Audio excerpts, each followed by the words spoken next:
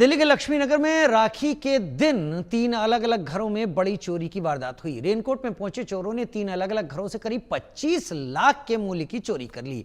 इसके बाद तो इलाके में हड़कंप मच गया। जिस अंदाज में इस चोरी को अंजाम दिया गया उसे देखकर तो यही लगता है कि गिरोह ने बाकायदा रेकी और प्लानिंग के साथ इसे अंजाम दिया।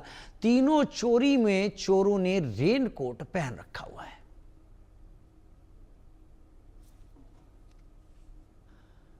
तीनों ही चोरों ने रेनकोट पहन रखा है क्योंकि वो इस बात को जानते थे कि यहां पर सीसीटीवी लगे हुए हैं और सीसीटीवी लगे हुए होने के दौरान वो रेनकोट के जरिए बच सकते हैं, क्योंकि बाहर भी अगर निकलेंगे तो लोग एतराज नहीं करेंगे क्योंकि बारिश का मौसम है, और अंदर आएंगे तो भी शायद लोग एतराज नहीं करेंगे और उससे सीसीटीवी से भी बच जाएंगे।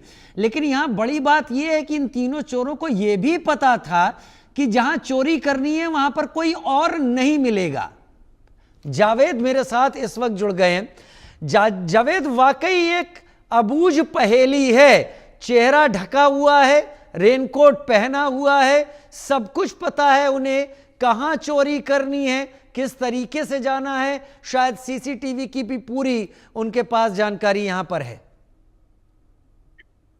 बिल्कुल राजीव, देखिए जिस तरीके से रक्षाबंधन यानी कि शनिवार की सुबह ही, रक्षाबंधन वाले ही दिन सुबह करीब 4:30 बजे इस चोरी की वारदात को अंजाम दिया गया और बाकायदा बिल्कुल प्रोफेशनल तरीके से इस चोरी की वारदात को अंजाम दिया गया। और जिस फ्लैट में चोरी की वारदात को अंजाम दिया गया था उस फ्लैट के नीचे जो है तमाम दूसरे फ्लैट्स को है जो पूरी तरीके से बाहर से लॉक कर दिया गया, जिससे कि किसी तरीके की कोई अगर आवाज हो या किसी तरीके का किसी को भनक लगे तो शायद जो है वो बाहर ना निकल सके।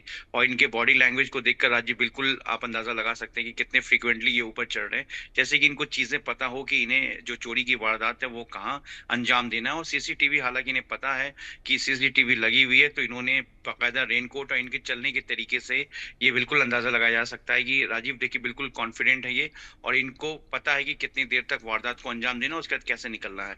और ये पूरी तरीके से फर्स्ट फ्लोर सेकंड फ्लोर जो है वो सीसीटीवी भी देख रहे हैं। इन्होंने रेनकोट पहन रखा है, कुछ ने एक शर्ट ऊपर से डबल शर्ट पहन रखी है जो दरवाजा बाहर से बंद कर रहा है, और उसके बाद लाइट को ऑफ किया जाता है। उसके बाद ये सीधा ऊपर वाले फ्लोर पे जाता है। जिस घर में चोरी हुई है वो बकायदा आगरा गए हुए थे और राखी के लिए, और वहां से जब उन्हें सूचना मिली कि उनके घर पे चोरी हो गई है, उसके बाद वो आकर दिल्ली पुलिस को इस बारे में जानकारी देते हैं कि उनके घर पर चोरी की वारदात हुई है और इसमें तकरीबन 50 लाख रुपए की जो है वो चोरी हुई है, जिसमें 1 लाख रुपए कैश शामिल है।